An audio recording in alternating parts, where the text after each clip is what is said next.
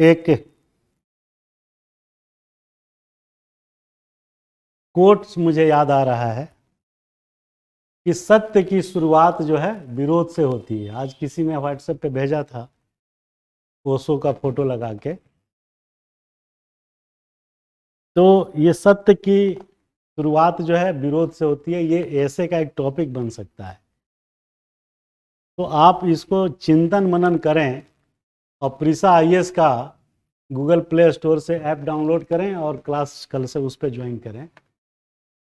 Test series BPSC UPSC का launch हमने किया है। 12 तारीख से बीपीएससी का, 14 तारीख से यूपीएससी का टेस्ट सीरीज चलाएंगे। आप उसको ज्वाइन करें, प्रीसा आईएएस ऐप डाउनलोड करें, उस पर तमाम कोर्सेज फ्री और पेड है, उसका एंजॉय करें। अब आप देखिए, ये नॉर्डिक इकोनॉमिक मॉडल है। पीछे हम लोग इसकी बात कर चुके थे कि देश में सामाजिक आर्थिक विकास कैसे होगा। तो उसमें सिलेबस में दिया है कि प्लानिंग, मोबिलिटी और रोजगार से होगा। इसी का डिफरेंस एलाबोरेशन हमने किया है कि क्या क्या चीज़ें हैं, और ये ब्रीफ में खाली पॉइंट है, बाकी चीज़ें तो हम बताते हैं आपको कि कैसे करिएगा। एक चीज़ का ध्यान रखिए, जब भी आंसर राइटिंग आप करेंगे तो उसमें जो है किसी विद्वान का नाम मत लीजिए। उनका कहा गया है, कौन सुनता है, कौन किसको पता है। लेकिन जैसा आप एग्जाम में उसका नाम लिखेंगे, आपका रिडक्शन हो जाएगा। 10 में से 2 नंबर तो गया, काट देगा। इसलिए काट देगा, कहेगा ये रट्टू है। एडम स्मिथ की बात करता है, ये नॉर्डिक की बात करता है, पता नहीं क्या क्या बात करता है। तो किसी का भी मॉडल हो कि कैसे देश में जो है आर्थिक संपन्नता आएगी, आर्थिक सामाजिक विकास आएगा, उसके लिए आप पप्पू चाहे 10 उपाय बता दें, चाहे शांता बता दें, चाहे मनीष से, चाहे कोई भी बता दे, वो सब सही है। एक चीज का ध्यान रखिए, क्या ध्यान रखिए कि आप जो सोचते हैं वो सब सही है। उसमें त्रुटि हो सकती है 10-20%, लेकिन आज की डेट में किसी बच्चे से भी पूछिएगा 10 साल के कि यार कैसे तुम्हारे घर में जो है इकोनॉमिक वो होगी, वृद्धि, तो कहेगा ना कि पापा कमाते नहीं है, पापा रोज कमाने जाएंगे तो होगी, खेत ठीक से जोतेंगे तब होगी। वो इतनी बात तो समझ रहा है ना। पिछली बार फसल सूख गई थी, पानी नहीं डाला गया, इतनी बात तो बच्चे को भी मालूम है। और जब आप 6ठी क्लास के एनसीईआरटी पढ़ते हैं तो वो 6ठी क्लास कहने के लिए है, उसका लेवल तो 12वीं और ग्रेजुएशन में भी वहीं पढ़ते हैं आप, तो उसको हल्के से मत लीजिए। तो नॉर्डिक इकोनॉमी मॉडल क्या कहता है कि प्रभावी कल्याणकारी सुरक्षा, सभी को भ्रष्टाचार मुक्त समाज। अभी कौन सी कोई नई चीज बता दिया ये नॉर्डिक मॉडल, ये तो आपको भी मालूम है। और मौलिक अधिकारों का संरक्षण, धनी लोगों पर उच्च कराधान। ये तो आप भी कह सकते हैं भाई कि हमारे गांव में जो बहुत धनाढ़ आदमी है उससे कुछ टैक्स लो यार, उससे कुछ टैक्स के नाम पे पैसा लो उससे, तो आप भी कहेंगे, वो बच्चा भी कहेगा। लेकिन उन जानकारियों को रिप्रोड्यूस करना एग्जामिनेशन हॉल में, ये आपकी कला होनी चाहिए, जो मैं बताता हूं। मैं बार बार यही बोलता हूं कि नॉलेज तो सबके पास है भाई, हमसे ज्यादा ज्ञानी है आप, ये तो मैं खुद ही कह रहा हूं कि हम इतने ज्ञानी नहीं हैं। लेकिन हम ये कहते हैं कि उन ज्ञान का इस्तेमाल कहाँ, कब, कैसे करना है, ये मैं बताऊंगा। आप खाली पढ़ लेते हैं, और 3 घंटे में कहाँ कहाँ यूज कैसे करना है ये मैं बताता हूं, क्योंकि आपको खुद से नहीं हो सकता, उतना प्रैक्टिस, उतना एक्सपीरियंस नहीं है। तो कैसे होगा ये बता दिया हमने, उन्होंने भी यही चीज बताया। तो ये सब चीजें, भ्रष्टाचार मुक्त समाज कैसे होगा, इस पर मत जाइएगा, इस पॉइंट को खाली एलाबोरेट 2 लाइन में करते जाइएगा। क्वेश्चन आता है अगर सामाजिक आर्थिक विकास देश में कैसे होगी, और उसमें 2 चीज जरूर डाल दीजिएगा। बार बार मैं रिपीट करता हूं कि आपके दिमाग में ये चीज पेनिट्रेट कर जाए, क्या कि वित्तीय समावेश होना चाहिए, बिना उसके जो है आपका समावेशी विकास नहीं हो सकता। वो 2 टर्म हर जगह डाल दीजिए। तो धनी लोगों को उच्च कराधान का मतलब जो है, टैक्स स्लैब बढ़ा दीजिए, 30% है हाईएस्ट, इस पे 2% कुछ सरचार्ज लगा दीजिए, और 2% कुछ धनी वर्ग का है, 1 करोड़ से ज़्यादा इनकम है तो उस पर 2% और लगा दीजिए, जो संपत्ति कर के बदले में आया है। तो संपत्ति कर हटाया था सरकार ने, जेटली जी जब वित्त मंत्री थे, तो उन्होंने हटा के क्या कहा कि 1 करोड़ से ज़्यादा आमदनी वालों पे एक्स्ट्रा 2% डाल दीजिए सेस है। तो ये उच्च कराधान हो गया, ऑलरेडी 30% है। मौलिक अधिकारों का संरक्षण का मतलब इसमें बहुत सारी चीज आ जाएगा, जिसमें आपको बलात् श्रम 23-24 में है ना शायद, आर्टिकल 23-24 में है या 22-23-24 में से किसी एक में, कि आपसे कोई मजबूर, वो क्या बोलते हैं, जबरदस्ती बिना पैसे का, बिना मजदूरी का, बिना वेतन का काम नहीं करवाएगा। तो मौलिक अधिकार का संरक्षण होना चाहिए। नहीं तो होता क्या है कि आप काम करा लेते हैं और उसको बाद में पैसे नहीं देते। गाँव में बहुत होता है, कहेगा फिर कि 2 किलो चावल ले लो, पैसा नहीं है। तो उनका मौलिक अधिकारों का संरक्षण सुनिश्चित हो, भ्रष्टाचार मुक्त समाज हो। तो भ्रष्टाचार की जब बात होती है तो आपके दिमाग में एक ही चीज आता है, क्या आता है कि सरकारी अधिकारी और सरकारी कर्मचारी घूसखोर है। आपकी भ्रष्टाचार की सीमा यही खत्म हो जाती है, सरकारी सेवक पे। हमने आपको बियॉन्ड इसके ले गया कि भ्रष्टाचार वहाँ है सिविल सर्वेंट, सिविल ऑफिशियल्स के पास, लेकिन प्राइवेट निजी हाथों के द्वारा जो टैक्स में चोरी की जाती है, by manipulating in inventory record और by manipulating in the transaction, वो सब क्या है, दैट इज ऑल्सो भ्रष्टाचार, और बहुत बड़ा भ्रष्टाचार है। तो ये चीज़ें आपको हमने पहले भी शायद बताया था, लेकिन रिपीट कर दिया फ्रेश में। पॉलिटिकल एम्पावरमेंट, ये क्वेश्चन आता है कि व्हाट इज राजनीतिक सशक्तिकरण। तो इसका मतलब ये होता है कि सबसे कमजोर वर्ग के लोगों को भी पॉलिटिकल राइट मिलना, राजनीतिक अधिकार मिलना, उनको सबल बनाना। इसी क्रम में एससी और एसटी को आरक्षण मिला हुआ है, लेकिन ओबीसी को आरक्षण नहीं मिला है। ध्यान रखिएगा, ये प्री में क्वेश्चन है। तो अब जो आरक्षण मिला एक अलग चीज है। दूसरा, महिलाओं को आरक्षण दिया पंचायतों में 73 अमेंडमेंट पे। एक कोई टीचर पढ़ा रहा था, उसने 74 बढ़ा दिया, तो एक बच्चा ने खट से ट्वीट कर दिया, अरे सर 73 है, 74 नहीं है। मैंने कहा यार वीडियो तो बड़ा लाजवाब है। तो राजनीतिक सशक्तिकरण। एक चीज का और ध्यान रखिए, आर्टिकल या रूल नंबर लिखना कोई जरूरी नहीं है। अगर आप लिखते हैं तो उसका कोई एडेड बेनिफिट नहीं है। आप सोचेंगे कि उस थोड़ा सा फेवर करके अच्छा नंबर देगा, उल्टा असर है। पूछिए क्यों? उससे क्या लेने देना है यार। चाहे वो फैक्ट्री एक्ट 1947 का हो, चाहे 1949 लिख दिए हो, क्या फर्क पड़े। या खाली फैक्ट्री एक्ट लिख दिए। इंडस्ट्रियल डिस्प्यूट एक्ट के तहत जो है उसके पैरा 21, पैरा भी मत लिखिए, आप लिख दीजिए सीधे कि इंडस्ट्रियल डिस्प्यूट एक्ट के तहत हड़ताल करना कानूनी अधिकार है, बशर्ते कि विधि द्वारा स्थापित प्रक्रिया का पालन किया जाए। ये तो नहीं बताएंगे ना कि साहब स्ट्राइक करना तो गुनाह है। अब किसके लिए गुनाह है? वो एस्मा की बात हमने की थी, essential services of maintenance act के तहत जो सर्विसेज दवा दारू वाली है, दारू नहीं खाली दवा, और उसके साथ दवाइयाँ और बहुत सारी दूध, जिसके बिना डेली लाइफ पीड़ित हो जाएगी, वो लोग नहीं करेंगे। तो राजनीतिक सशक्तिकरण में आपको एससी एसटी ओबीसी को, ओबीसी नहीं सॉरी, एससी एसटी को आरक्षण मिला है, पंचायतों में महिलाओं को मिला हुआ है। अब देखिए, ये मिल तो गया, लेकिन इसके बावजूद भी सशक्तिकरण नहीं हो रहा है। क्यों नहीं हो रहा है?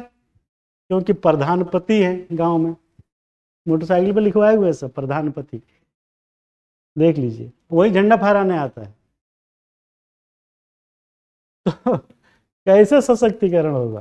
सरकार नियम बना दी, इम्प्लीमेंटेशन कराने के लिए वहाँ का ग्राम सभा का सचिव भी कह रहा है कि तुम झंडा नहीं फहराओगे, तुम्हारी बीवी आएगी तो फहराएगी, नहीं तो मैं फहराऊंगा।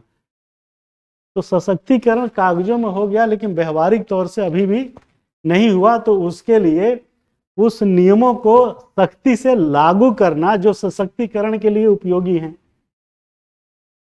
ये होना चाहिए ना। क्यों? तो खाली ऐसे कह देने से प्रधान चुन ली गई या प्रधानपति बन गए दूसरे। फिर दूसरा, एससी एसटी के लिए जो क्षेत्र है या जो उनकी संख्या है, उनको आप सदन में या कहीं भी अपलिफ्ट तो करिए, उसको बोलने के लिए आप प्लेटफॉर्म तो दीजिए। आप तो खुद ही बोले जा रहे हैं, और वो बोलना चाहता है तो आप भड़का देते, चलो तुम्हें कुछ नहीं मालूम, और डर जाता है बेचारा, चूंकि डिप्रेस्ड रहा है शुरू से, कितना हिम्मत जुटा पाएगा। आप तो मजबूत हैं। तो राजनीतिक सशक्तिकरण कैसे आएगा, ये हमने बताया कि जब तक जो चुने हुए प्रतिनिधि हैं उनके साथ आप सामाजिक राजनीतिक न्याय नहीं करेंगे, उनको गरिमापूर्ण जीवन जीने के लिए अवसर नहीं देंगे, तो कैसे होगा? हो ही नहीं सकता। तो ऐसे राजनीतिक सशक्तिकरण होगा। ये क्वेश्चन मेंस में आता है, बहुत आता है, कि राजनीतिक सशक्तिकरण का क्या अभिप्राय है और इसको कैसे जो है लागू किया जा सकता है। आगे चलिए, संपत्तियों का पुनर्वितरण हमने वेल्थ टैक्स बता दिया पहले ही। हाँ, कोई नहीं। उसके बाद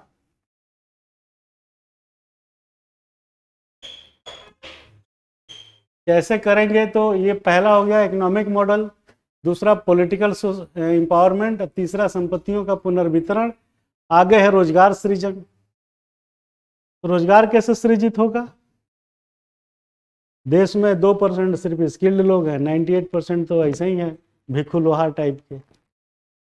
तो कैसे रोजगार सृजित होगा? रोजगार सृजन में आपको भी प्रतिभागिता होनी चाहिए। तो आप तो टांग पसारे मस्त रहते हैं, खाना खाए सो गए, खत्म। रोजगार सृजन के लिए सरकार ने इतनी सारी स्कीम्स बनाई हैं, जिसमें सबसे बड़ा स्कीम है स्किल इंडिया डेवलपमेंट, और ये कोई आज से नहीं बना है। 1978 में जो ट्राइसम था, मैंने पहले भी शायद बताया होगा, वो क्या था?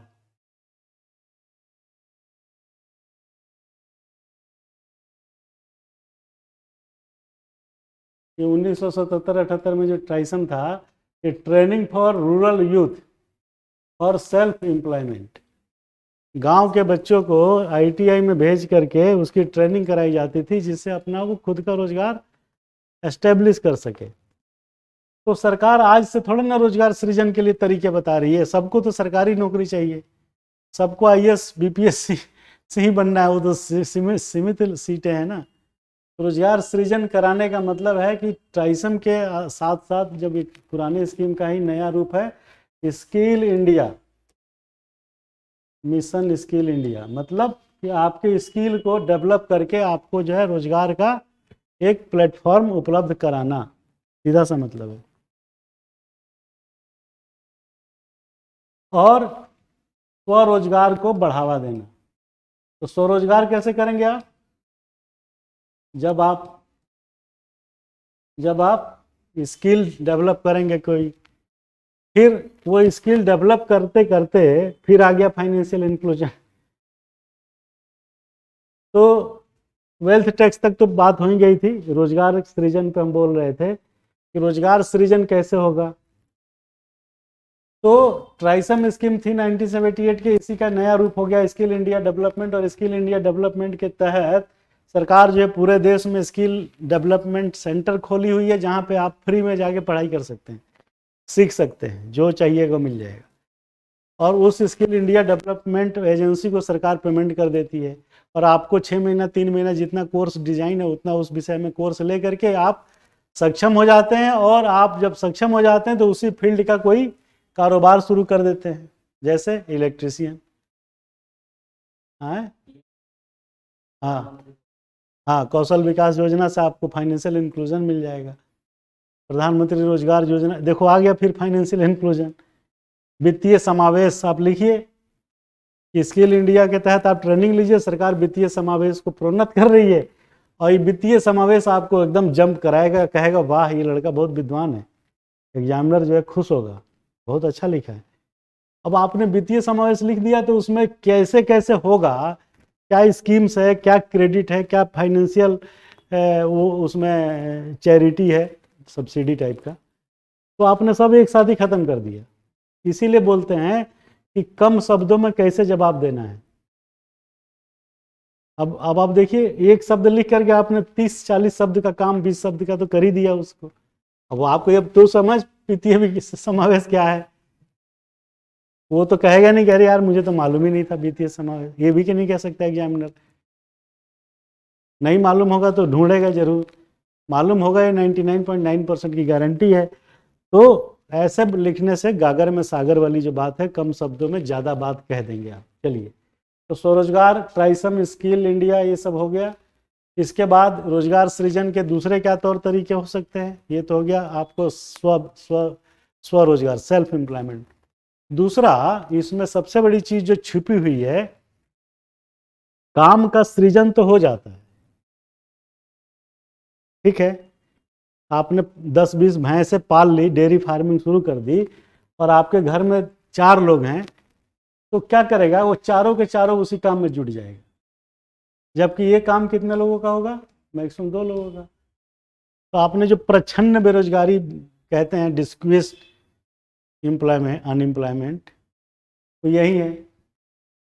10 कट्ठा खेत है, पूरा घर भर के लोग उसी में लेबर का काम कर रहे हैं, जबकि वो दिन भर में 2 आदमी 3 आदमी का काम है। तो आपने प्रच्छन्न बेरोजगारी को जन्म दिया। कहेंगे सब लोग लगे हैं साहब, एक जो है ले जाता है ट्रैक्टर पे गन्ना लाद के, दूसरा जो है एकदम बैल से खेत जोत रहा है, तीसरा जो है गन्ना कटवा रहा है, 5 बाप बेटे हैं, सब उसी में लगे। तो रोजगार सृजन नहीं हुआ। एक ही रोजगार में इतने लोगों का लगना ठीक नहीं है। तो इसके लिए आप लिखिए कि योग्यता के हिसाब से बेटा ग्रेजुएट हो गया, उसके बावजूद भी वो भी गन्ने के खेत में काम कर रहा है पापा के साथ, ये गलत है। रोजगार सृजन कैसे ज़्यादा से ज़्यादा होगा? जब आप योग्यता के आधार पे उस व्यक्ति को काम देंगे, तब जो है रोजगार सृजन हुआ। नहीं तो एक ही रोजगार में इतने लोगों को प्रच्छन्न बेरोजगारी को जन्म देना ठीक नहीं है। रोजगार सृजन कैसे होगा? वित्तीय समावेश, रोजगार सृजन, स्किल इंडिया, रोजगार सृजन तमाम जो योजनाएं हैं, रोजगार सृजन जिससे प्रच्छन्न बेरोजगारी जो है, जो दिखती नहीं है, उसमें से उन मैन पावर को खींच करके दूसरे काम में लगाना। कि सुनो, कल से तुम जो है पोखरा पे जाना, वहाँ एक पोखरा बना देते हैं, उसमें फिशरी करेंगे हम लोग, और तू कल से वो जो वहाँ चले जाना जहाँ मधुपालन वाला काम है। तो आप काम को बढ़ाइए, कुछ नहीं तो फलों की खेती का कुछ करिए, पपीते की खेती कर डालिए, तमाम है। कुछ मत करिए तो ऑर्गेनिक फार्मिंग को बढ़ावा दीजिए, रोजगार सृजन। अब तुम सोचो, एक शब्द है खाली ये, और कितनी एवेन्यूज आपके दिमाग में हमने डाल दिया। जो कुछ भी उसमें से याद रहा तो उन शब्दों को यूज कर लीजिए बस, ठीक है। तो उससे जो है रोजगार बढ़ेगा और आपके घर में और देश में खुशहाली आएगी। तो रोजगार सृजन कैसे होगा, ये मैंने तरीका बता दिया, न कि एक ही काम में 100 आदमी को जोड़ देना। न्यूनतम मजदूरी बढ़ाना, बात सही है। न्यूनतम मजदूरी जो स्टेट गवर्नमेंट का हमेशा जो है कम रहता है, सेंट्रल का न्यूनतम मजदूरी कितनी है? 600-500 कुछ है। तो वो जो भी चेंज होता रहता है, आप उतना मजदूरी, 600 रुपये है ना, तो उतना मजदूरी उसको दीजिए। और टाइम टाइम के साथ जो है परचेजिंग कैपेसिटी या इन्फ्लेशन के वजह से जो महंगाई बढ़ जाती है या मुद्रा की क्रय शक्ति घट जाती है, ठीक है, डिवेल्युएट हो जाती है, टाइम वैल्यू ऑफ मनी कम हो जाता है, तो उसको प्रोटेक्ट करते हुए आप जो है मजदूरी की जो बेंचमार्क है वो सरकार डिसाइड करती है, हर साल डिसाइड करती है, तो उसको जो है थोड़ा अच्छे लेवल पे रखिए। ये उद्यमी बनने के लिए प्रोन्नयन, स्टार्टअप इंडिया, कोई भी जैसे हमने बोला फिशरी, पिगरी, हैचिंग, हैचरी, मुर्गी पालन, पपीते की खेती, कुछ ऐसा चीज करिए जिससे प्रोडक्शन हो, उत्पादन हो। खाली सर्विस सेक्टर मत जाइए कि नाई की दुकान खोल के बैठ गए, उसकी पंसारी की दुकान खोल के बैठ गए, मिट्टी तेल बेचने लगे, नमक की दुकान खोल के बैठ गए। सरकार उसको भी कहती है, लेकिन सबसे पहली शर्त यह है देश में या किसी भी राष्ट्र को मजबूत बनाने के लिए कि वहाँ पे भौतिक रूप से उत्पादन दिखना चाहिए। अरे भैया, कंजम्पशन कब होगा? जब भौतिक उत्पादन होगा तभी ना बिस्किट आएगा और बीड़ी सिगरेट और पता नहीं क्या क्या बिकता है, लेमन जूस वगैरह। तो उत्पादन जरूरी है। तो सामाजिक आर्थिक विकास की पहली शर्त या सबसे नंबर 1 कंडीशंस क्या है? कि प्रोडक्शन हो, चाहे वो कृषि में हो, प्राइमरी 24% जीडीपी में योगदान है, चाहे औद्योगिक हो, सेकेंडरी उसका भी 20-30% है, 64% सर्विस सेक्टर का है। तो ये अच्छा संकेत नहीं है प्राइमरी घट रहा है, सेकेंडरी भी लगभग बराबर पे है, और ये सर्विस बढ़े जा रहा है, एक चौथा अलग आ गया है सेक्टर। तो आपको फोकस प्राइमरी और सेकेंडरी पे करना है, जिससे उत्पाद बने और उन उत्पादों का देश के अंदर या तो कंजम्पशन हो या जरूरत पड़े तो हम उसको विदेश में निर्यात कर दें। क्लियर है? उसके बाद कह रहा है ब्याज मुक्त ऋण और सब्सिडी, आ गया फाइनेंशियल इंक्लूजन। और आपने एक जगह ही लिख दिया है वित्तीय समावेश के तहत निम्न दर पे ब्याज, सब्सिडी, ये सब चीज़ें दिया जाना, हो गया। तो ये ब्याज मुक्त ऋण बिना इंटरेस्ट के मिलता भी है और कुछ सब्सिडी भी मिलती है। प्रधानमंत्री रोजगार योजना में शायद 20% है कि आपने 50,000 लिया तो 40,000 ही लौटाना है, वो बेंचमार्क है। और 20 है कि 10 है वो मुझे नहीं याद है, लेकिन इतना आप लिख दीजिए कि उन योजनाओं के तहत सरकार जो है सब्सिडी देती है और उस पर लोन और उस पर इंटरेस्ट भी बहुत रेयर मिनिमम होता है। तो ये सब चीज़ें मिल के आपका जो है क्या बना कि कैसे जो है देश में वो सामाजिक आर्थिक विकास होगा। और जब भी सामाजिक आर्थिक विकास की बात करें तो आप अपने घर का सामाजिक आर्थिक विकास लिखाइएगा, बस खाली वहाँ पे मेरे घर हटा के मेरे देश कर दीजिएगा। अब इतना बढ़िया फंडा कौन बताएगा? बहुत कुछ याद रखने की ज़रूरत नहीं है, आप अपने घर की सामाजिक आर्थिक विकास के लिए क्या क्या ज़रूरी है, हमारा पढ़ाया हुआ भी भूल जाइएगा, तो वो चीज़ को इमेजिन करिएगा कि हमारे घर के आर्थिक विकास कैसे होगा, ले लिखाइए उसी पे, बहुत अच्छा नंबर मिलेगा। लेकिन आपको कोई ये नहीं बताएगा कि आप ऐसे लिख दीजिएगा। वो कहेगा नॉर्डिक मॉडल लिख के आना, नाम भी लिखना नॉर्डिकवा का। एग्जामिनर कहेगा साला रट्टू है, भाग यहाँ से, 2 मिनट लगेगा उसे, गेट आउट, नंबर दे देगा 2 नंबर 15 में, फालतू आदमी। और जहाँ आप लिखेंगे कि मेरे देश में या मेरे देश का, मेरे घर मत लिखिएगा, बस इतना ही कृपा करिएगा, बाकी इमेजिनेशन पूरा कर लीजिएगा कि हमारे घर का विकास कैसे होगा यार, आर्थिक विकास। पापा उस काम में लगे हैं, दूसरा भाई भी लगा है, तीसरा वो भी। अरे यार ऐसा करते हैं कि सबको अलग अलग काम बांट दे, तू ट्रैक्टर चलाएगा जा, तू जाके मलहनी पे मछली का रखवाली करेगा, ये है आर्थिक विकास। तू पपीते की खेती करेगा, तू सब्जी का 4 कट्ठा वाला ज़मीन तू देखेगा। It is called the system, it is called the innovations, it is called a startup, it is called indicator, it is called way forward for the socio-economic development. अब इस चीज़ को कितने नामों से अगर बुलाएगा आपको कोई कंफ्यूजन हो ही नहीं सकता, क्योंकि हमने ऐसे दिमाग में आपको पढ़ा दिया कि वो हमेशा जो है टिकी रहेगी। क्यों पप्पू, भूलेगा ही नहीं। और ध्यान रखिए कि 90 करोड़ लोग गांव में रहते हैं। गांव के बच्चे या जो थोड़े कस्बाई बच्चे हैं उनको ये सब चीज़ें ज़्यादा पता रहती है, क्योंकि डेली लाइफ में उनके होता है। आपको मीन्स जो भी शहरी क्षेत्र का बच्चा जो शहर में शुरू से पला बढ़ा उसको थोड़ी दिक्कत होती है, लेकिन हम जो इमेजिनेशन बता दिए उसको आप याद रखिए और अपने घर का आर्थिक विकास लिख दीजिए। बस मेरे घर की जगह मेरे देश का विकास कह दीजिए, बाकी वो बहुत अच्छा नंबर देगा, ये मैं आपको दावे के साथ कह रहा हूँ।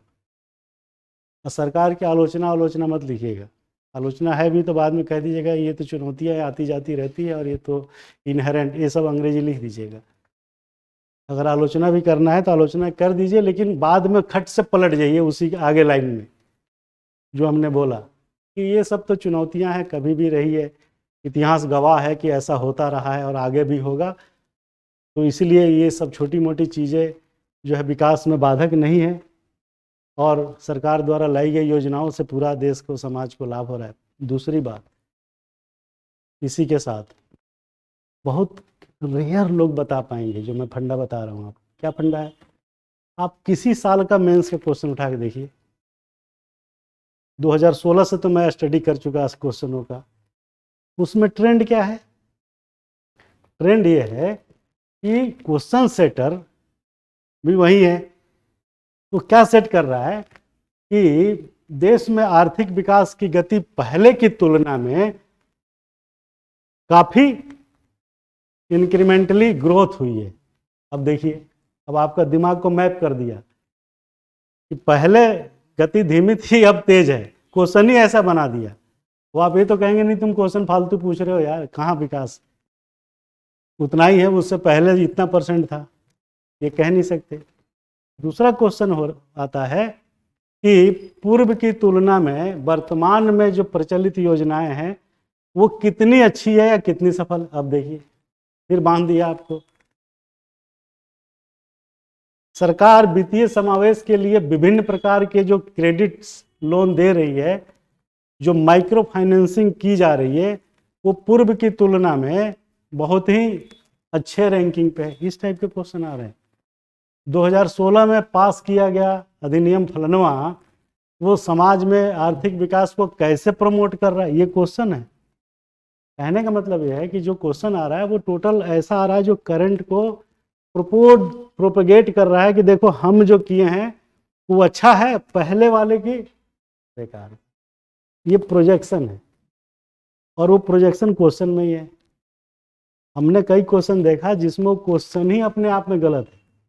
ये कहना कि पहले की तुलना में वर्तमान में ये चीज़ बहुत अच्छी गति से चल रही है, अरे आंकड़े देख रहे हैं तो वो तो आप ये तो कहेंगे नहीं, खबरदार ये फालतू सवाल पूछ लिया आपने, क्वेश्चन ही अपने आप में गलत है। चूंकि पहले 8.5 था, अब तो इस समय 6.5% GDP है, तो आपने क्वेश्चन ही गलत है। फिर भी मैं ये कहना चाहूँगा कि बस गई भैंस पानी में, ये क्वेश्चन आया है। मैं ढूंढा सारा स्टेटिस्ट कई सालों का, मैं देख रहा हूँ यार आंकड़े के हिसाब से तो ये खराब है। चलिए, तो भैया ये सब टिप्स देते रहता हूँ बीच बीच में, ताकि आप सफल हों, और सफल कैसे होंगे वो मैं बता रहा हूँ। अगला चैप्टर है आर्थिक विकास एवं नियोजन, प्लानिंग। एगेन घर की तरह समाज सोसाइटी वाले क्वेश्चन में, इकोनॉमिक्स वाले क्वेश्चन में, और पॉलिटी वाले क्वेश्चन में, ये तीन चीज़ें प्लस ज्योग्राफी वाले कुछ क्वेश्चन में जहाँ पे नेचुरल डिजास्टर्स और इकोनॉमिक ज्योग्राफी और ह्यूमन ज्योग्राफी, वो सब एक दूसरे से कनेक्ट कर रहा हूँ मैं। आप ये मत सोचिए कि सिर्फ इकोनॉमिक्स है, ये गलती मत करिएगा कभी। ये खाली इकोनॉमिक्स नहीं है। मैं बार बार बताता हूँ कि डॉट्स को कनेक्ट करना क्यों जरूरी है ना। तो ये कहने के लिए इकोनॉमिक्स का एक क्लास है, लेकिन इसका लिंक कहाँ है, सोसाइटी पे, इंडियन सोसाइटी जो GS1 में, वहाँ ही काम आ जाता है। फिर इसका रेफरेंस पॉलिटी में चला जाता है, और इसके कुछ जो है ज्योग्राफी में आ जाते हैं, जो इकोनॉमिक और ह्यूमन ज्योग्राफी है। और इसमें कोई टेक्नोलॉजिकल इनपुट डाल दिया तो वो साइंस एंड टेक में भी चला गया। ये क्वेश्चन आ सकता है कि सामाजिक आर्थिक विकास के लिए विज्ञान एवं प्रौद्योगिकी ने किस तरीके से भारत में अपनी भूमिका रेखांकित की है। देखिए, बन गया साइंस एंड टेक्नोलॉजी का क्वेश्चन। तो आप ये नहीं कह सकते ना कि ये सिर्फ सीधा सीधा एक से जुड़ा है, ये सब आपस में जुड़े हुए हैं। इधर साइंस एंड टेक को भी ले लीजिए, ये भी जुड़ा है, ये सब एक दूसरे से जुड़े हैं, जो मैंने अभी क्वेश्चन आपको सेट करके बता दिया।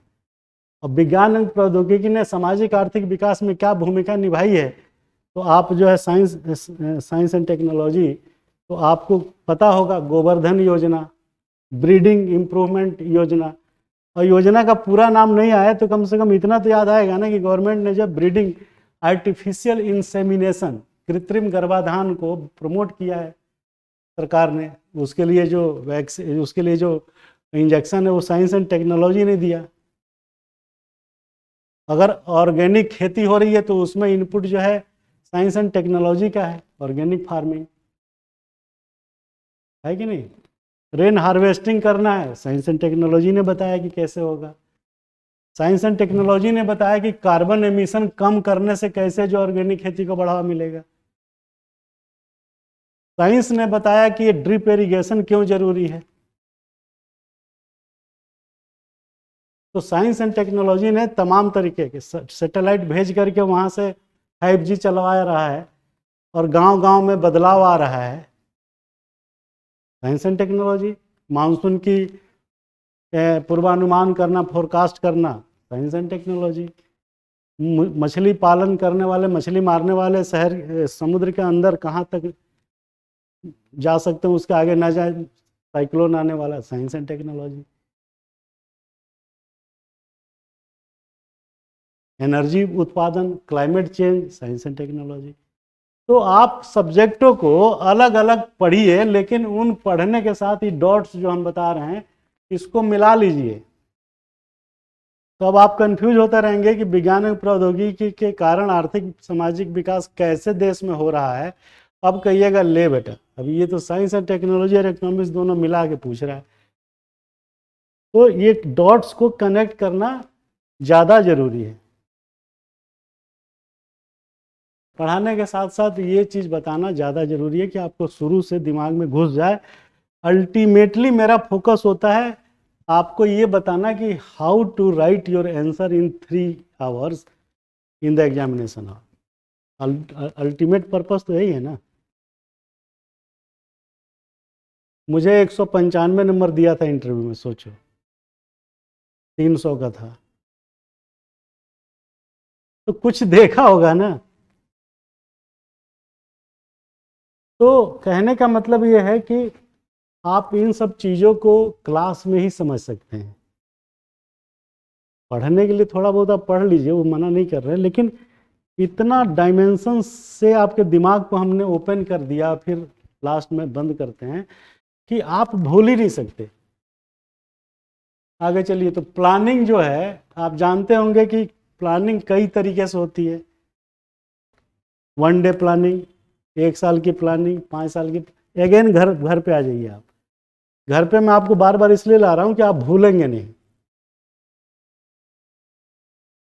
तो घर में प्लानिंग होती है ना कि भाई इस साल जो है कितने गेहूं बोना है, कितना खेत में गन्ना बोना है, ये सब प्लानिंग होता है ना घर में। या इस बार किसको ये जो है वहाँ दिल्ली भेज के पढ़वाना है, किसको जो है काम पे भेजना है, कैसे उत्पादन बढ़ाना है, इस बार ऑर्गेनिक फार्मिंग करेंगे कि नॉन ऑर्गेनिक तरीके से। इस साल जो है हम लोग कौन कौन सा फसल चेंज करके उगाएंगे, मार्केट में क्या डिमांड है, कौन सी फसल की ज़्यादा दाम मिलती है, एमएसपी पे 23 फसल कौन कौन है। घर का बीएससी पास होगा तो उसको कहा जाएगा कि पता कर एमएसपी कैसे मिलता है, किन किन फसलों पे मिलता है, वही फसल उगाएंगे। All these activities are called planning. तो किसी भी उत्पाद को या किसी भी टास्क को, किसी भी क्रिया को करने के लिए जो आप रोड मैप तैयार करते हैं, आप रोड मैप लिखिए कि किसी भी क्रिया को, किसी भी काम को करने के लिए बनाया गया रोड मैप। बड़ा खुश होगा वो रोड मैप पढ़ के, कहेगा अरे बड़ा ज्ञानी लग रहा है, अच्छा पढ़ा है। अब रोड मैप की जगह क्या लिखिएगा कि किसी भी काम को करने के लिए बनाई गई तौर तरीके। बतिया वही है, तौर तरीके कहिए या रोड मैप कहिए। तौर तरीके लिखोगे तो 1 नंबर कम देगा, रोड मैप लिख के आओगे तो 1 नंबर और बढ़ा देगा, तो 2 नंबर का गैप हो गया। आप कहेगा बात तो वही कह रहा हूँ मैं। अरे बात कहने से नहीं होता, बात को सुंदर ढंग से कहने से होता है, ठीक है ना।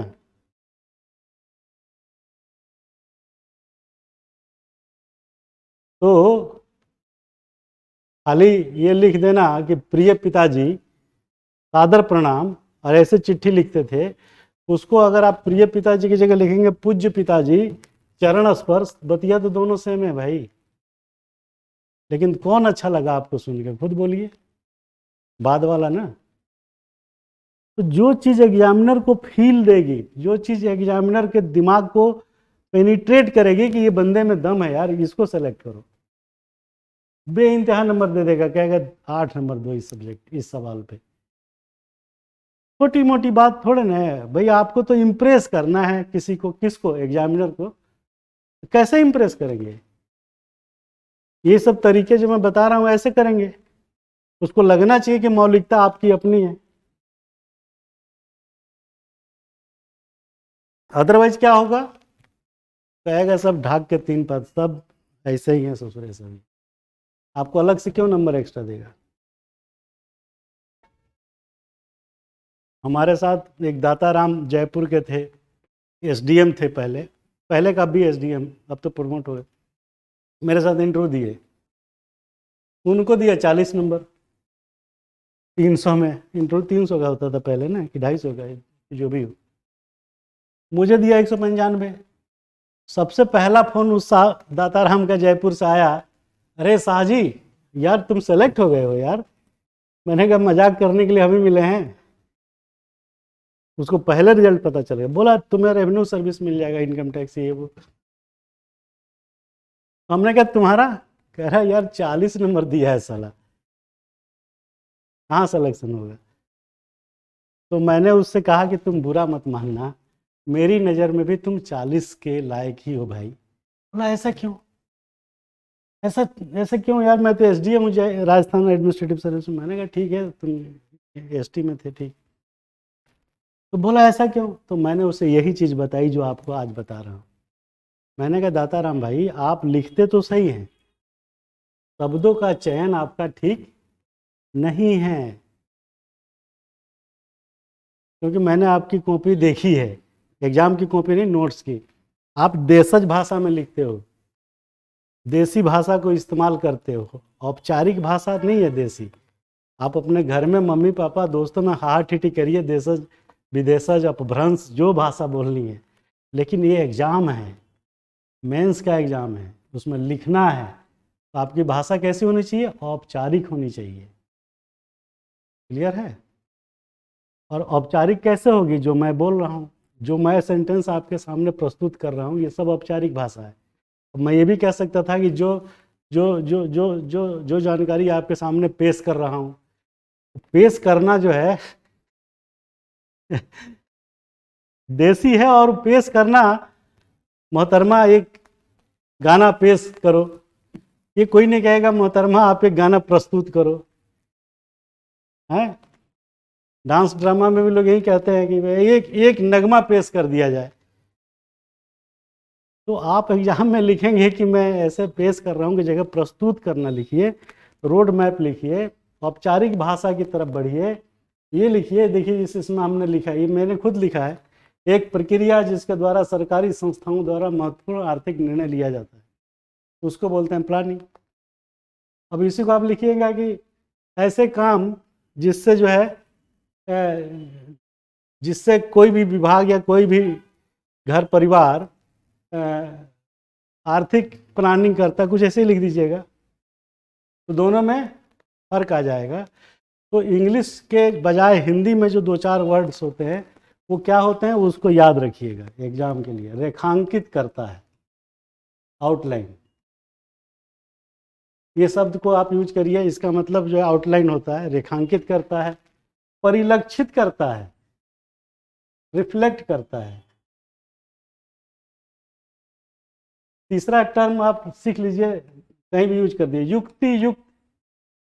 इस घटना को युक्ति युक्त बनाता है, मतलब रेशनलाइज करता है।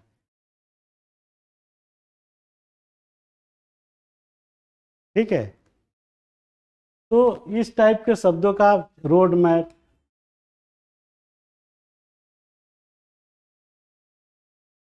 प्रस्तुत करना न कि पेश करना, है ना। उत्पादन, रिप्रोडक्शन, पुनरुत्पादन। तो रिप्रोडक्शन हो गया पुनरुत्पादन। उपागम, अप्रोच, डायमेंशंस, आयाम, इसके विभिन्न dimensions, throw the light of the dimensions of the socio economic problem of India. तो लिखेगा कि सामाजिक आर्थिक विकास में जो समस्याएं हैं, पैदा की उत्पन्न समस्याओं का विभिन्न आयाम इस प्रकार है। अब वो कहेगा रे ये तो बहुत बढ़िया लिखा है, आयाम लिखिए, बहुत उसका जो डायमेंशंस है, आप कुछ और लिख देंगे देश शब्द। तो भैया एग्जाम में कैसे लिखना है, इस शब्दों का चयन भी उतना ही जरूरी है, जो कोई बताता नहीं, वो आया पढ़ाया चला गया यार, जैसे BA MA की क्लास होती है। This is not the BA MA class. इसीलिए मैं बोलता हूँ कि I am not making professor, I am making IAS। और आपका एग्जाम पास करना जो है कैसे सरल होगा ये मैं बता रहा हूँ। तो एग्जाम में ये सब शब्दों का यूज करिए, प्रदर्शित करना। आदत में नहीं है तो आदत में डाल लीजिए, और मैंने बोला है आपको कि आप एक अच्छा प्रेम पत्र रोज जो है 2-4 लाइन का लिखिए, या अपने से ही अपने आप को प्रेम करने के लिए कुछ अभिव्यक्ति की क्षमता और उस पर सुंदर शब्दों को चयनित करिए और खुद कुछ ना कुछ फ्रेम करिए, आते जाते चलते सोते, सब ठीक हो जाएगा। तो आप ये सब शब्द लिख लीजिए और इसी को यूज करिए जगह जगह, ताकि आपका नंबर मिले। तो नियोजन के बारे में हम बात कर रहे थे, तो एक प्रक्रिया जिसके द्वारा सरकारी संस्थाओं द्वारा महत्वपूर्ण आर्थिक निर्णय लिया जाता है। तो अब आप बताइए, सरकारी संस्था के अलावा आपके घर में भी तो आर्थिक निर्णय लिया जाता है। ये जो हम सरकारी संस्था इसलिए लिखे हैं क्योंकि औपचारिक है ये। हम अगर ये लिख देंगे कि प्रक्रिया जिसके द्वारा घर परिवार में आर्थिक निर्णय लिया जाता है, तो कहेगा अरे बकलोल, आर्थिक निर्णय तुम्हारे घर परिवार की थोड़ा ना पूछ रहे हैं, देश की पूछ रहा हूं ना। अगर देश नहीं भी दिया होगा तब भी आप इसको देश ही समझेंगे ना, country, Indian society at large, इसकी बात कर रहे हैं ना, ये थोड़ा ना पूछ रहे हैं। लेकिन आप स्मार्ट हैं तो बेटा पूछे तो कुछ भी लिखूंगा घर की बात, क्योंकि वो सिमिलर उस पर अप्लाई हो जाएगा, दोनों समरूप रूप से वहां भी अप्लाई हो सकता है, नियोजित हो सकता है, फिट बैठ सकता है। तो आर्थिक नियोजन आप कैसे करते हैं, प्रोसेस है घर परिवार में या सरकारी। अब देखिए कि इसके कितने प्रकार हैं। पर्सपेक्टिव प्लान 5 से 20 साल, पंचवर्षीय योजना चलती है 5 साल, annual plan, rolling plan. Rolling plan का मतलब होता है कि कभी ए, फिर कभी बी, फिर कभी सी, फिर कभी बी, फिर कभी ए, मतलब रोल करते हुए। ये रोलिंग नाम से आप मत कंफ्यूज होइएगा। रोल मतलब वो दरी चादर जो बिछाने के बाद उठाते हैं ना, वही रोल करना है। हरिंदर टेंट के घर पे देखे होंगे लंबी लंबी पट्टियां जो लगी रहती हैं, बाद में रोल करता है ऐसे ऐसे, वही रोलिंग है ये। रोलिंग मतलब चक्राकार सर्किल में घूमते रहना, कभी 1 साल का बना दिया, कभी 5 साल का, कभी 2 साल का, जैसी मर्जी चेंज कर लिया। ये रोलिंग प्लान जब इंदिरा गांधी सरकार हटी थी, जनता पार्टी 77, 78, 79 की बात है, उस समय चला था। तो इसमें बहुत ज़्यादा कुछ नहीं है, इसमें ये जान लीजिए कि प्लानिंग कितने तरीके से की जाती है और उसका उद्देश्य, उसका अर्थ क्या है। ये सिर्फ इसमें इतना ही काम का है, बाकी इसको डिटेल में आप हर प्लान को डिटेल में मत पढ़िएगा बहुत ज़्यादा। जो करंट प्लान है, पंचवर्षीय योजना 12वीं 13वीं 14वीं कौन सी हो गई अब, तो वो उस प्लान के बारे में थोड़ा पढ़ लीजिएगा, बाकी किसी को ज़रूरत नहीं। आगे चलिए, इस प्लानिंग की ज़रूरत क्या है। अब देखिए अगेन, आप किसी का आंसर राइटिंग देखिएगा ना, तो आप कहिएगा मैं तो यही कहता हूँ कि यार क्या लिखा है, सब हवा हवाई लिख दिया है, फल्दी बकैती, टोटल बकैती है ये एग्जाम पास करना। मैं बता रहा हूँ आपको, आप किसी का भी वही आंसर राइटिंग उठा के देखिए, हम तो देखे हैं इसलिए बोल रहे हैं। तो ये एग्जाम पास करना, जो मैं बार बार बोलता हूँ कि आर्ट है, कला है, जो एक आर्टिस्ट ही सिखा सकता है आपको। मैं बार बार बोलता हूँ कि भाई ज्ञान का भंडार आप में हमसे ज़्यादा है, ये मैं मना नहीं कर रहा हूँ, लेकिन उस ज्ञान के भंडार को इस्तेमाल आप नहीं कर पाते हैं, क्योंकि आपको पता ही नहीं है कि उस ज्ञान के भंडार को कहाँ कहाँ प्रयुक्त करना है। अन्यथा आपकी सारी तैयारी जो है नकारात्मक दिशाओं में परिलक्षित होने लगेगी। ये शुद्ध औपचारिक भाषा है। और इसी औपचारिक से एक शब्द ध्यान आ रहा है मुझे, अनौपचारीकरण, फॉर्मल इनफॉर्मल। अब तुम याद रखना, जहाँ भी ये शब्द आए कि अनौपचारीकरण से क्या तात्पर्य है, तो उसका तात्पर्य ये है कि संगठित क्षेत्र के कामगारों का असंगठित क्षेत्र के तरफ परिवर्तन। अनौपचारीकरण का मतलब इकोनॉमिक्स का टर्म है ये क्वेश्चन आया है, अनौपचारीकरण से क्या अर्थ है। और अनौपचारिकरण आर्थिक क्षेत्र में किस तरीके की समस्याओं को जन्म दे रहा है, ये आईएएस में क्वेश्चन आया है। तो अनौपचारिकरण का मतलब कि असंगठित क्षेत्रों में श्रमिकों का या श्रम उत्पादन का निष्क्रमण, संक्रमण, ट्रांजिशन इंग्लिश में बोलते हैं, संक्रमण, एक से दूसरे में जाना। क्योंकि हमारे देश में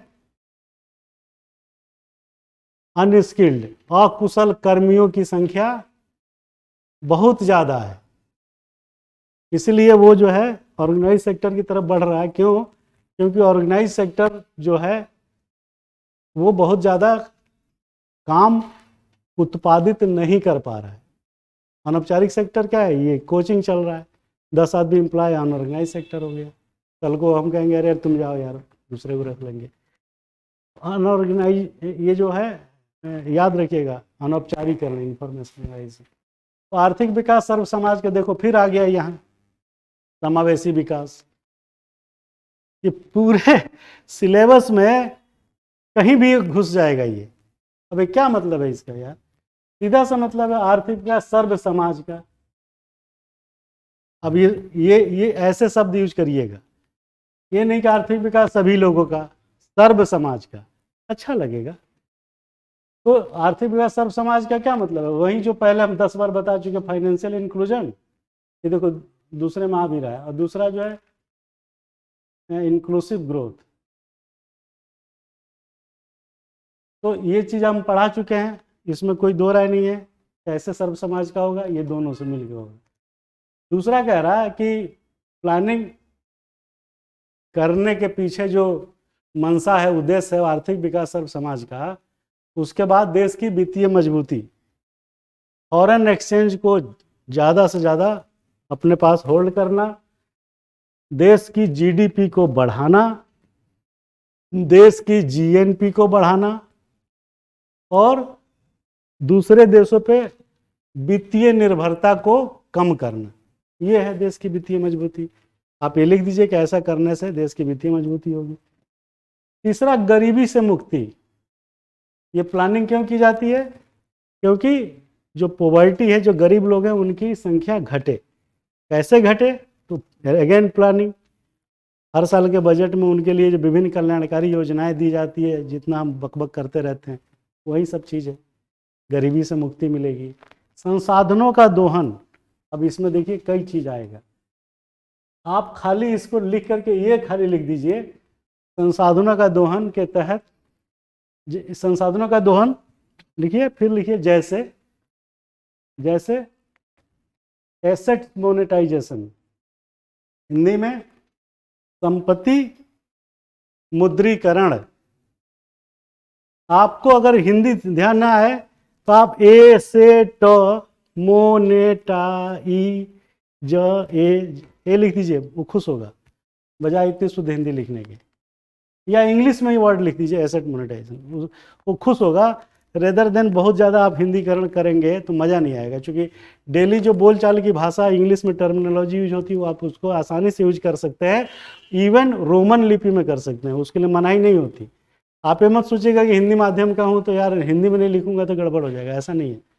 it is equally. Asset monetization करने से होगा संसाधनों का दोहन। मतलब क्या हुआ? एसेट मोनेटाइजेशन का अभिप्राय सीधा सीधा है कि सरकार के पास जो भी रिसोर्सेज उपलब्ध है, लैंड है ना सरकार के पास बहुत सारे फालतू पड़ा हुआ, पुराने बीमार, क्या नाम है, प्रोडक्शन यूनिट, फैक्ट्री जो बंद हो गई या बंद होने के कगार पे है, उसको प्राइवेट हाथों में बेचना। तीसरा, संसाधनों का दोहन के लिए ऑटोनोमस, स्वायत्त शासी संगठनों को पीपीपी मॉडल पे उस संसाधन को ट्रांसफर कर देना। ये 3-4 शब्द आप लिख दीजिए, हो गया संसाधनों का दोहन। उसको एक्सप्लॉइट कैसे करिएगा? अगला है कमजोर वर्गों का हित पोषण। अगेन वही फाइनेंशियल इंक्लूसिव आ गया।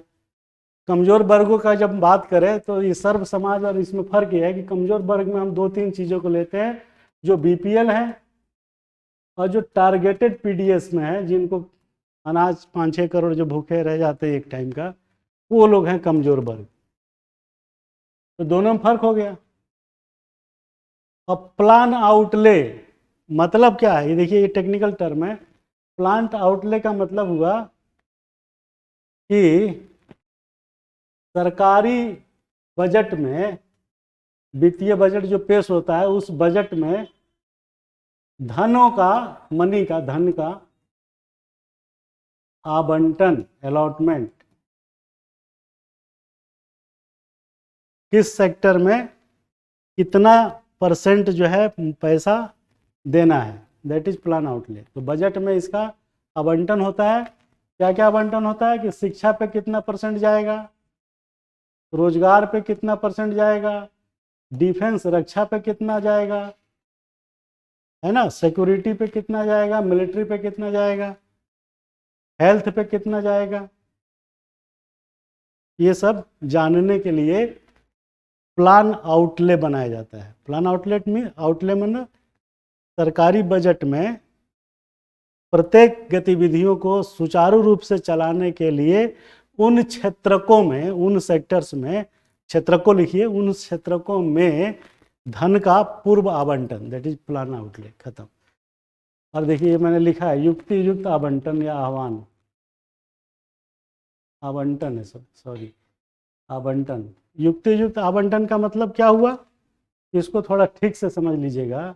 युक्ति युक्त आवंटन का मतलब ये होता है कि रेशनलाइज अलॉटमेंट। रेशनलाइज अलॉटमेंट का मतलब ये हुआ कि जिसको जहां जरूरत ज़्यादा है, जो जस्टिफाइड है, उसको देना, ए को देना, ज़्यादा जस्टिफाइड है, युक्ति युक्त है, रैशनल है। मतलब अगर आप नहीं देंगे तो काम नहीं होगा, देंगे तो होगा, नहीं देंगे तो नहीं होगा। तो आपको देखना है कि दूसरी प्रायोरिटी, पिताजी ने हमको शिक्षा प्राप्त करने की प्रायोरिटी को बेटर समझा और खेत बेचने की प्रायोरिटी को नीचे समझा। उन्होंने खेत बेच के मुझे पढ़ाने के लिए भेज दिया। तो युक्ति युक्त काम किया ना उन्होंने सोचा कि यार घर रख के क्या करेंगे, जमीन रख के, एक बच्चा है कलेक्टर बन जाएगा, अगर ये बन गया तो इसको खेत की जरूरत नहीं है, नहीं बनेगा तो भुगतेगा खुद ही, हम तब तक तो मर चुके होंगे। तो युक्ति युक्त डिसीजन, युक्ति युक्त आवंटन, कि किसमें धन का आवंटन ज़्यादा जरूरी है, गरीबी के लिए जरूरी है कि रोजगार के लिए जरूरी है, कि आधारिक संरचना, इंफ्रास्ट्रक्चर को क्रिएट करने के लिए जरूरी है, कि क्या जरूरी है। तो युक्ति युक्त आवंटन का मतलब ये हुआ, और ये चीज़ हर जगह लागू होती है, चाहे घर हो चाहे परिवार हो। तो ये चीज़ आपको पता होगी तो आप जो आराम से लिखेंगे। तो ये चैप्टर यहीं पे ख़त्म होता है। अगला इसमें संतुलित क्षेत्रीय विकास कैरेक्टरिस्टिक्स कल बात करेंगे। इसमें जो हमने आपको बताया वो आप समझ गए, वित्तीय समावेश समझ गए, समावेशी विकास, अनौपचारीकरण, युक्ति युक्त आवंटन, आगे क्या उपाय हैं इसके। तो जो टर्म आपने लिखा है बस वो थोड़ा बहुत याद रखिएगा, और बाकी समरूपता दिखाने के लिए हमने देश हो चाहे घर हो आपके दिमाग में डालने का प्रयास किया।